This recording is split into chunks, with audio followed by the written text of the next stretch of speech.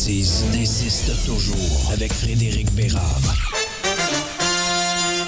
Aïe, aïe, aïe, je vais mettre mes gants blancs, marcher sur la pointe des pieds et je fais le cheap un peu le matin. Salut Fred. Salut, qu'est-ce qui se passe encore? Fred m'écrit en fin de semaine, il m'écrit quelque chose de gentil. Il m'écrit « Hey, j'ai trouvé ton cadeau de fête. » Et moi, je daigne même pas y répondre. Je le vois comme tard vendredi soir, je pense. C'est vendredi, tu m'as écrit ça, je pense. Je le vois comme tard, j'ai dit, bon, je répondrai quelque part en fin de semaine. Et il n'y a jamais eu de quelque part en fin de semaine. Je t'ai jamais répondu. Et là, il vient de m'annoncer quelque chose. Ça se pourrait qu'on aille voir les Stones ensemble. Hey, salut Fred. Oui, après, ça se pourrait, on va y aller. On va-tu voir les Stones ensemble? On va voir les Stones à Boston le 30 mai. Yes!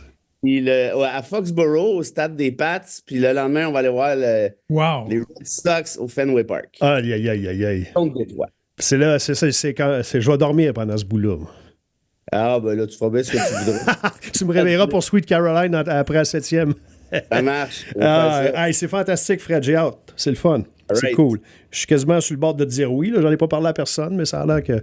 À qui tu vas en parler? Ouais, c'est ça. À qui tu veux j'en parle? André, je pars. Ouais, m'a m'arranger avec le reste, moi. Hey, j'ai quelque chose à te lire, Fred, ce matin, si tu permets. Oui. C'est Pat qui m'a partagé cette histoire pour que je te la partage en fin de semaine. Je pense que ça vaut la peine d'être raconté. T'es prêt? Ben oui. OK, alors il dit, hier soir, je suis allé souper dans un restaurant de Mont-Laurier et puis nous avons été servis par une charmante demoiselle de nationalité cubaine. Elle dégageait un bonheur contagieux, alors j'ai commencé à discuter avec elle, entre autres, ses allers-retours à notre table et puis je lui ai demandé depuis combien de temps elle était au Québec. Elle est parmi nous depuis 6 ans. On a discuté de son pays. Elle nous disait qu'elle fait venir sa famille avec elle très bientôt. Puis elle m'a confié que quand elle restait à Cuba, elle n'avait jamais eu les moyens de posséder ne serait-ce qu'un vélo, et que très bientôt, elle allait pouvoir s'en acheter un, et même une voiture, ici. Il est venu larmes aux yeux, tellement une belle histoire. Aujourd'hui, il a pensé à toi, à moi et à Frédéric. Il dit, Colin, je me suis dit que ce serait une belle histoire à raconter à Fred. Donc, la dame qui n'a jamais pu s'acheter dans son pays, ne serait-ce qu'un vélo, qui va posséder sa première voiture très bientôt. Le rêve, Laurier-Montois. Non, mais c'est une belle histoire quand même. Laurier-Montois Dream. Ouais.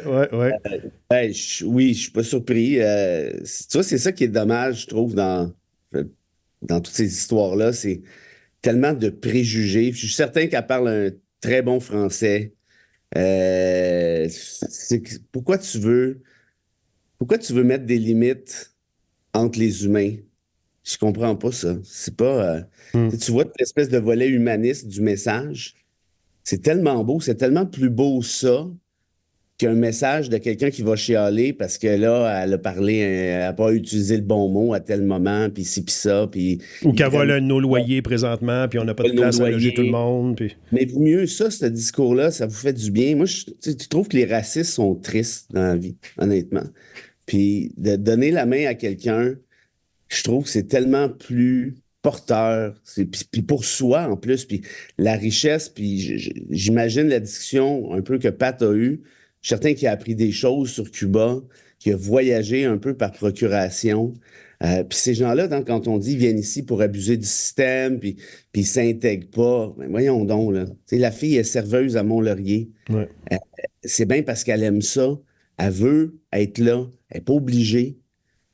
Moi, je trouve des histoires fantastiques. Merci, Pat, pour ça, honnêtement. Oui. Puis, il y en a là, de ça, là, les amis, là, des tonnes et des tonnes. À Mont-Laurier, vous en avez un petit peu moins, j'imagine, là, par la force des choses. Ben, de plus en plus quand même, Fred. C'est surprenant. Le AEW, notamment, ça fait quelques fois que je remarque que c'est, je ne sais pas de quel pays, mais presque tous les employés sont maintenant, c'est hispanique, mais je ne sais pas quelle nationalité. J'ai donné bon, c'est pas me vanter, là, je suis pas en train de dire, mais j'ai donné un pas pire pour boire la dernière fois que je suis allé, parce que ça fait quelques fois que c'est elle qui me répond. Tu aurais dû voir le saut. AEW de Mont-Laurier. Un pas pire pour boire, ça coûte 12 piastres. Voilà, mais je sais, mais dans les... ça coûtait 12 piastres, j'ai donné 20. Non, mais le sourire qu'elle m'a fait valait le déplacement. Elle s'appelle Maïké, la dame de Cuba. Elle a un excellent français, rajoute Pat. Alors voilà. Alors, salut Maïké, si vous êtes à l'écoute. Puis pour le reste, bravo à Pat de cette ouverture-là. Puis tu vois, pour moi, ce que Pat a fait, là, ça, c'est le Québec que j'aime. Ça, c'est le Québec que moi, j'ai connu. C'est comme ça qu'on est. Hein. On est généreux, puis on est ouvert. Puis de tendre cette main-là, c'est bon pour nous aussi. C'est ça le volet que je pense qu'on tend à oublier versus une espèce de volet de fermeture puis de méfiance à temps plein. Bref, fantastique. On traverse tellement tu sais, les eaux sont pas calmes, loin de là, à bien des niveaux. Là. Je sens qu'il y a beaucoup de colère, beaucoup de frustration chez bien des gens présentement. Ça excuse rien, là. Ça excuse rien, mais on sait plus sur qui frapper, on sait plus à qui en vouloir. Frappez pas sur personne. Non, frappez pas sur personne, évidemment, c'est une façon de parler, là. Mais, tu sais, comme je vois passer souvent les gens qui disent à Legault et à Trudeau, c'est à cause de vous autres, ça coûte si cher la vie, alors que l'inflation, c'est comme mondial, qu'on est tous pognés. Tu sais, ça prend un coupable, ça prend quelqu'un qui paye. Ça, c'est drôle que tu dises ça parce que, aïe, aïe, aïe. Tu sais, en Allemagne nazie, là, comment elle est née, cette Allemagne-là? Évidemment, tu as la personnalité charismatique de Hitler, ça va de soi, mais tu as aussi et surtout un traité de Versailles qui a été signé après la Première Guerre mondiale qui était très, très, très désavantageux pour l'Allemagne. Hein? L'Allemagne avait des périodes de turbulence économique, c'était tough. Ouais. Là-dessus qu'a surfé Hitler en disant « Vous êtes fait avoir, puis c'est la faute des Juifs, puis tatati, puis tatata, puis si vous n'avez pas de job, après ça est arrivé la grande dépression, le ci, puis ça. » Fait que nécessairement, ils se sont dit « Ben, OK, ben ça prend un coupable. » Fait qu'il est arrivé, je le répète, le despote par excellence. Ouais.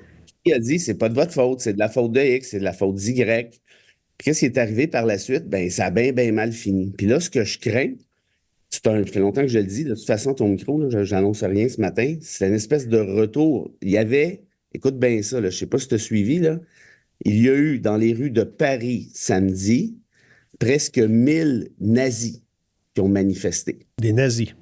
Des nazis. Pas des racistes, des nazis. Affichés, là, tout. Là. Affichés avec des signes de Hitler, toute la patente. Hi Hitler, tout le full kit. Cette manif-là a été autorisée par Paris, alors que des manifs pro-palestiniennes ont été interdites. Il y a ça pas si longtemps. C'est complètement hallucinant, là. Tu as 1000 personnes, puis il y en avait l'année passée, mais là, ça grossit à chaque année. Puis tu as CNews, là, la chaîne de bas-côté, eux, ils n'ont pas parlé de ça, évidemment. Il ne faudrait quand même pas critiquer. S'il y a du monde dans la rue, là, pro-nazi, c'est de la faute des CNews. Parce qu'on met des sales idées dans la tête des gens, genre les Noirs, les musulmans, les Arabes de façon générale, blablabla. Bla, bla, bla, bla. Et si vous avez la chance, ou la malchance plutôt, d'être sur Twitter, allez, j'ai posté hier une vidéo d'une jeune femme noire qui participe à la manif avec eux pour les écœurer. Genre, vous êtes qui, vous, pour venir me dire que je suis pas en France, moi? Vous êtes qui, vous, pour venir me dire qu'il faut que je sois blanche pour être ici? Vous êtes qui, vous? Puis bon, c'est fantastique. Puis elle est complètement, là, la fille, là, elle est vraiment fâchée, là, honnêtement. Puis tu vois la gang de petits zizi, là, parce que toutes des petits douchebags avec des gros bras, qui promènent avec des parasols, là, qui ont probablement pas eu de sexe consensuel depuis une couple d'années. Oh! Non, mais clairement, si tu fais partie d'une manif de même, c'est que t'es malheureux. Oh, il y a quelque chose qui marche pas dans ta vie. Là, ça se peut pas, là. Et là, elle te les bave. Elle dit, toi, enlève ton parasol, c'est quoi? Tu te caches la face? T'as honte? Ouais. T'as honte d'être un petit nazi, puis ainsi de suite. Écoute, c'est gros au point où même le gouvernement français a dit, ouais, là, ça commence à être beaucoup. Mais c'est comment ça que vous avez autorisé ça? C'est ça, j'allais dire. Comment une nation qui est quand même... Je vais te le dire, moi. La réponse, là, c'est que de plus en plus, le gouvernement Macron écoute des fascistes comme Bolloré, qui est le président, qui est le fondateur puis le propriétaire de CNews, qui est le propriétaire du Journal du Dimanche, qui est rendu fasciste, qui est le propriétaire de Valeurs Actuelles, qui est rendu fasciste. Pourquoi? Parce que là, c'est une frange de la population, puis si on veut lutter contre Le Pen, il faut s'acoquiner avec eux autres, puis c'est Bolloré et sa gang de fachos, dont beaucoup dangereux, qui ont convaincu. Puis là, ce que je vous dis là, c'est prouvé. Là, il y a des reportages là-dessus. Bolloré est allé manger avec Macron, puis comme par hasard, 2 jours après, on votait le droit de préférence, puis on votait l'interdiction du droit du sol. Ça, c'est-à-dire que si tu nais là, en territoire français, mais tes parents ne sont pas d'origine française à la base, tu n'auras pas le droit à la citoyenneté française, sauf si tu en fais la demande à l'âge de 16 à 18 ans, puis encore là, c'est pas clair que tu vas l'avoir. C'est pas assez dégueulasse à ton goût. Donc, tu dis que le gouvernement Macron commence à s'acoquiner avec cette tranche de peuple. Le droit de la préférence nationale et l'interdiction du droit du sol, ça a été voté ça en décembre, si je ne me trompe pas, tout de suite après les interventions de Bolloré. Puis là, ils disent, ouais, mais Bolloré, il est si puissant que ça. C'est un archi-milliardaire qui a colonisé une partie de l'Afrique, qui les a exploités. Puis là, il est revenu, il dit, moi, je m'achète des chaînes de fascistes avec Éric Zemmour. Et qui c'est qui a remplacé Zemmour? C'est Bock-Côté, évidemment. Ils te spinent ça. Écoute, ils se font ramasser pour haine raciale devant la justice française à temps plein. C'est même plus des nouvelles. Il y a un reportage qui est sorti, ça fait quoi, 2-3 semaines, où des journalistes de CNews, d'anciens journalistes puis des journalistes actuels ont parlé à, je me rappelle plus, je pense que c'est à Libération, pour dire, c'est écœurant, là. On fait un reportage, là, pour dire, voici telle manif et tout. Et là, ils changent. Fait que le montage, il change absolument toute l'essence du reportage pour faire croire que c'est la faute des musulmans, pour faire croire que c'est la faute des Noirs. C'est pas des maudites farces, là. Fait que ça, tu joues dans ce film-là à temps plein. Arrive un moment donné où là, tu finis par penser que c'est ça la réalité. Regarde, évidemment, c'est un autre niveau, mais regarde Québécois. Aujourd'hui, pas pour rien que j'appelle ça le journal de Foufoune. Trouve-moi une chronique positive sur Québec solidaire, à Montréal. Ça n'existe pas. Une chronique positive pour Justin Trudeau, ça n'existe pas. Trouve-moi une critique négative de Saint-Pierre Plamondon dans le journal de Foufoune depuis 2 ans. Tu vas dire, tu la trouveras pas. T'es Plamondon, il va au restaurant, puis il a droit à un reportage. Ah, il est allé au restaurant manger un cream cheese avec ses enfants. Regardons ça comme il est beau. Cream cheese. Fait que tout ça pour dire qu'un média, ça peut construire un récit. Ça peut le déconstruire aussi. Il y a zéro objectivité là-dedans. Puis dans CNews, ce qui est dangereux, c'est que c'est de la haine raciale. Écoute, Éric Zemmour a été condamné 6 fois pour haine raciale. C'est grave, là. C'est prévu au code criminel français, là. Pas grave. Encore là. Puis les chefs de parti, puis tu reviendras à CNews quand tu veux. Mon Éric, puis dans l'intervalle, on va mettre Bock-Côté à ta place. Fait que tout ça pour te dire, surprenez-vous pas que ces mouvements-là augmentent. Puis qu'est-ce qu'il dit, Bock-Côté? Il dit l'extrême droite est fantomatique, ça n'existe pas. Chris, me niaises-tu? Il y en avait 1000 dans la rue avec des drapeaux nazis il y a 2 jours. Et Fred, le droit de manifester, ou on dit que bon, et où ça s'arrête, ça, d'abord? Voilà. Au Canada, une manif comme ça, t'as pas le droit. C'est 319 du Code criminel. C'est un article qui empêche la propagande haineuse avec un message de violence. Il y a un arrêt de la Cour suprême là-dessus, qui l'arrêt Keith Schrock. Il dit oui, la liberté d'expression permet bien des affaires, mais pas un message haineux.